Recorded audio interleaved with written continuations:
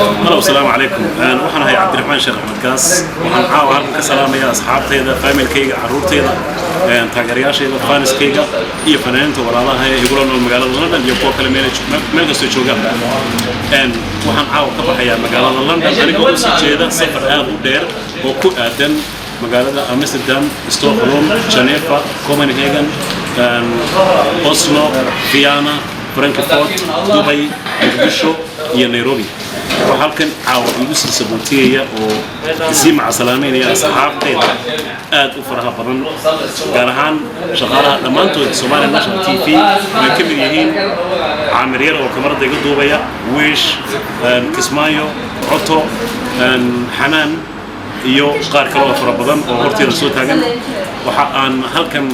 iyagana igu sii sabootinaya shirkadda weyn ee magaalada London ka dhisan ee Click Satellite and Technology oo laanteeda ugu weyn madaxda ka yahay Cabdifataax Irabay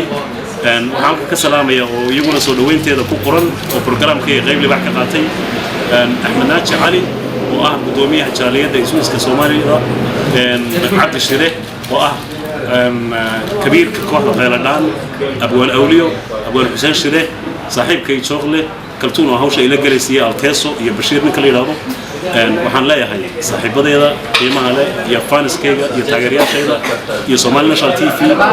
قول بريدي رجينا إيه النبات ودن كيلو أنا إذن صوب بلان قاضي إن سفر بدن ورسولنا ودني يجعل أنت مسؤول شرنا أن قصة دمين دونه ونص سمين دونه سفر كيجا ده يا أصحابتي ده يفنان كل جود كلتون بعضه الكيسو بشير